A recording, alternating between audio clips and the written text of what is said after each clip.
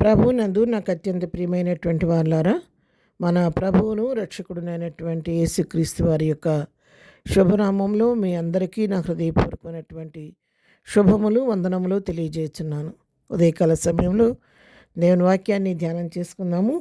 ఈరోజు వాక్య ధ్యానము కొరకు మనం తీసుకున్నటువంటి లేఖన భాగము యోహాను సువార్త 1వ అధ్యాయము 9వ వచనం చదువుకుందాం.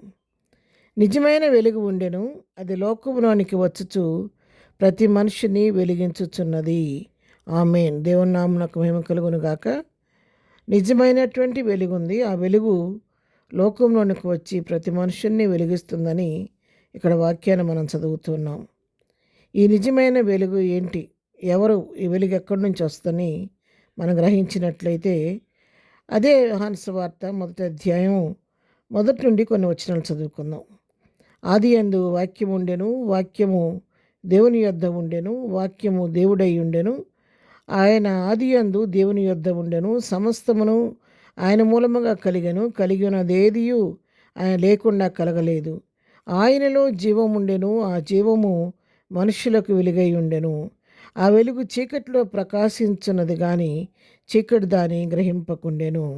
దేవుని నామమునకు మహిమ కలుగును గాక. ఇక్కడ ఈ నిజమైనటువంటి వెలుగు ఎవరు అంటే ఆయనలో జీవం ఉండెను, ఆ జీవము మనుషులకు వెలుగై ఉండెను. మన ప్రభు అయినటువంటి యేసుక్రీస్తు వారిలో ఉన్నటువంటి ఆ జీవము మనుషులైన మనకు అది వెలుగుగా ఉంది. ఆ వెలుగు లోకంలోకి వస్తుంది కానీ ఆ చీకటిలో అది ప్రకాశిస్తుంది. ఆ వెలుగు కానీ చీకటి దాన్ని గ్రహింపలేకుండా ఉంది. కానీ ఎవరైతే ఆ వెలుగును గ్రహించగలుగుతారో, ఆ వెలుగును అర్థం చేసుకోగలుగుతారో వారి జీవితాలు వెలిగించబడుతున్నాయి. అది లోకంలోనికి వచ్చు ప్రతి మనిషిని వెలిగించుచున్నది. ప్రతి మనిషిని వెలిగించడానికని ఈ లోకంలోకి వస్తుంది కానీ కొందరు దాన్ని గ్రహించుకొని ఆ వెలుగు చేత వెలిగించబడుతున్నారు. మరికొందరైతే ఈ చీకటిలోనే బ్రతుకుతూ ఈ చీకటి ఆ వెలుగును గ్రహించలేక ఆ వెలుగును వాళ్ళు అంగీకరించలేకపోతూ ఉన్నారు. దాన్ని గ్రహించలేకపోతుంది ఈ చీకటి లోకము. అయితే దేవుడు తన సంకల్పం చొప్పున తన ఏర్పాటు చొప్పున ఏర్పరచుకున్న వారందరినీ ఆ చీకటిలో నుంచి వెలుగులోకి నడిపించి తానే స్వయంగా వెలుగు కాబట్టి ఆ వెలుగును మన జీవితాల్లో నింపి మనల్ని వెలుగుమయులుగా చేస్తూ ఉన్నాడు. పేతురు రాసిన 1వ పత్రిక 2వ అధ్యాయం 9వ వచనం మనం చదువుకున్నట్లయితే, అయితే మీరు చీకటిలో నుండి ఆశ్చర్యకరమైన తన వెలుగులోనికి మిమ్మల్ని పిలిచిన వాని గుణాతిశయములను ప్రచురము చేయ నిమిత్తము ఏర్పరచబడిన వంశమును, రాజులైన యాజక సమూహమును, పరిశుద్ధ జనమును, దేవుని సొత్తైన ప్రజలునై ఉన్నారు. దేవునికి స్తోత్రం. ఇక్కడ చూడండి, మీరు చీకటిలో నుండి ఆశ్చర్యకరమైన తన వెలుగులోనికి ఎవరు పిలిచారు? మిమ్మును పిలిచిన వాని గుణాతిశయములను ప్రచురం చేయ నిమిత్తము. మనములను చీకటిలో నుండి దేవుడు తన సంకల్పం చొప్పున ఏర్పాటు చేసుకొని ఆశ్చర్యమైన తన వెలుగులోనికి దేవుడు మనలను పిలుచుకున్నాడు. ఎవరు పిలిచింది? ఆయనే మనల్ని ముందుగా ఏర్పరచుకుని జగదుత్పత్తికి ముందే నిన్ను నన్ను ఆయన మనల్ని ఏర్పరచుకొని చీకట్లో నుండి నిన్ను నన్ను వేరు చేసి ఆశ్చర్యకరమైనటువంటి తన వెలుగులోనికి మనల్ని పిలుచుకున్నాడు. అయితే పిలువబడిన మనం చేయవలసింది ఏంటి? ఆ వెలుగులోనికి వచ్చిన మనము ఆయన మనం పిలుచుకున్నాడు, తన వెలుగులోకి పిలుచుకున్నాడు. అయితే పిలిచిన వానికి మనం చేయవలసింది ఏంటి అని మనం చూసినట్లయితే, పిలిచిన వాని గుణాతిశయములను ప్రచురము చేయు నిమిత్తం మనం ఏమై ఉన్నాము? ఏర్పరచబడిన వంశమును, రాజులైన యాజక సమూహమును, పరిశుద్ధ జనమును, దేవుని సొత్తైన ప్రజలునై ఉన్నారు.